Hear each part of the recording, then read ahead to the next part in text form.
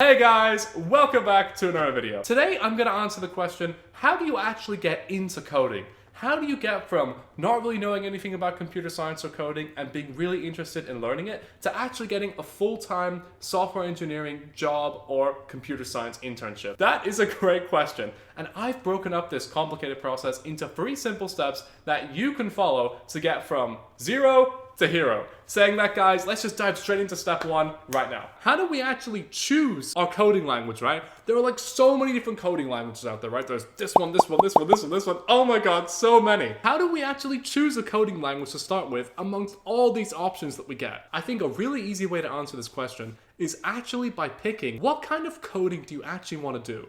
Because different coding languages are usually used for different kinds of computer science. So answering and finding out which kind of coding really interests you and gets you excited is going to answer the question of which language you should learn first really easily. Now we're going to ask ourselves, what kind of coding do I want to do? What kind of coding can we do? So I'm just going to go through some of the biggest kind of computer science subfields or types of coding that we can do and which languages are actually popular. So number 1 is going to be front-end web development. Front-end web development is all about displaying what the user sees on a website. So when you go on a website like Google or Amazon or Facebook, everything that you see and interact with, that's front-end web development. So there you'll be creating like user experiences. How does the user interact with a product or website? And this is super important for startups and big companies alike. The second is back-end web development. So front-end web development was all about what the user sees and interacts with a website. The back-end web development is all about what the user does not directly see and interact with, and how the back-end web development produces the information that the front-end developers display on their website.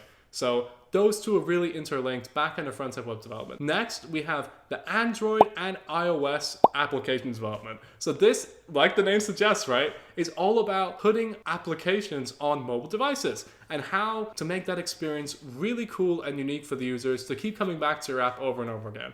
And finally, we have data science and data visualization. How do we make sense of all this data that's being generated nowadays? How can we draw correlations? And how can we make predictions to make our app or our service even better? That was a lot of information, and these here are a lot of different coding subfields. I would really recommend taking some time looking through these subfields, and then based on a subfield which really gets you excited and you really want to learn more about it, start learning one of these languages here. If you're not super sure of which coding subfield you want to go into, you just kind of want to learn one language which will get you the most exposure into all of these if you wanted to, I have made an entire video on that. So please go check out that video. It'll be in the link description as well. It will also pop up in like one of these corners. I'm not super sure, but I would really recommend checking out that video. It goes into which language I think is best if you do not know which coding subfield you want to get into.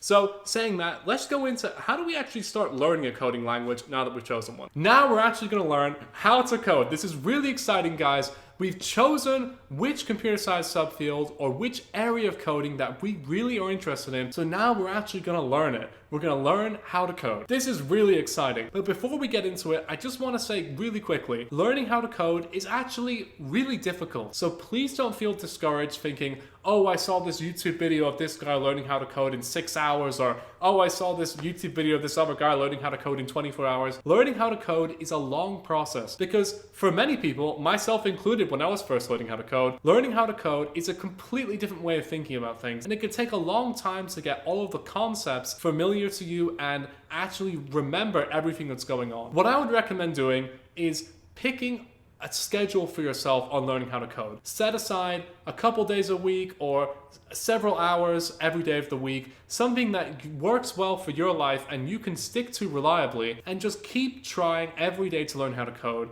Just put the time in and you will get good at coding, because like anything, if you just keep trying to learn how to code, it will pay out, because learning how to code is not rocket science, but it does take a long period of time and determination. So I would recommend setting aside a learning schedule of about 5 to 6 months to get really solid and really understand how to code well before you start moving on to side projects in the next step here, because you really want to feel like you understand the language that you've chosen well and feel really comfortable in it before taking on a big side project. So, saying that, how do we actually learn to code, right? I've gone through the time we expect to learn how to code and some strategies around scheduling and finding the time to learn how to code within your day, but how do we actually learn it? Now, there are two main theories circulating around on the internet on how to actually learn how to code. One theory says that we should just learn by doing projects. We don't have to read books, we should just go and dive ourselves headfirst into a project and learn it by that way. The second theory says that we shouldn't do any side projects, we should just focus on doing courses on Udemy, Pluralsight, YouTube as well, and just focus on the actual courses and not worry too much about side projects. Now, I think both of these are super valid, but I think a hybrid of the two is the best way to go. So I would recommend actually learning the language and learning how to code well, learning what even code is, and just getting really, really good at the certain language that you picked in the first step before moving on to a side project. So you can have the best of both worlds. You can really learn the foundational skills in the language that you've chosen from theory number 2, and you can also actually get practical experience from theory number 1. Saying that though, where are the resources we can use to actually get good at coding? What can I do to learn how to code for free? That's a great question. So if you check out in the video linked in the description, it will also pop up in one of these corners. I'm honestly not sure which one. It will tell you a ton of free resources I found for Python. Now, if you haven't picked Python as your main language, that's totally fine, right?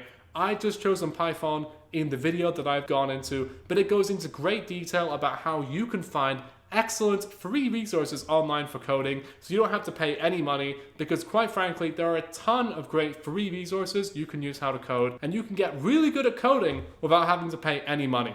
So saying that, I would really spend some time on this step, really kind of understand everything that you're going through, and just take it slowly, because understanding how coding works and understanding your coding language really well is really important to moving on to personal projects, which we're going to get into right now. It's now time to actually build something from our learning. So this is really exciting, guys. We've spent all this time picking what kind of computer science subfield we want to get into and choosing the language we want to learn. Then we spent all this time actually learning the language. Now, how do we actually put all of that knowledge into practice? Well, that's a great question. From my experience, I would pick a small project to do on your own. Something completely for you that is made completely by you to really put all of that practice that you've been putting in steps 2 there into practice. So what does that mean? What kind of projects that I can do? Isn't everything already built yet, right? Well, for my first projects, I would always pick something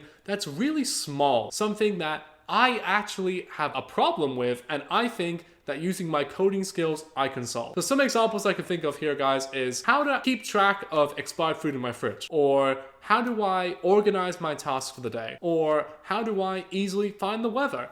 All of these things could be problems that you have in your life and are very small, right? They're problems which can be easily built with just some hard work and determination, using the skills that you've already learned and putting it into practice. But those are just some example ideas. I would really try and find something that you need fixed in your life, or something that you really think could be helped with the use of code. Finding something that really matters to you and something that you think needs fixed is going to really motivate you to actually keep working on these projects while it gets really tough and confusing with all these new things that you have to do. Saying that though, if you are having some trouble with finding project ideas, there are tons of resources online which have great recommendations for beginner projects. I personally just recommend finding something which actually is going to impact your life so you have more motivation to work on it. Saying that, guys, we've now gone through all 3 steps of this process. We've chosen the computer science subfield and language we want to learn. We've then gone through and actually put in the time and hours and learned it. And now at the end of this step, we've found something in our life that we think needs fixing and then put some code out there to actually fix it. So this is really exciting, guys. And this is to the end of this 3-step program.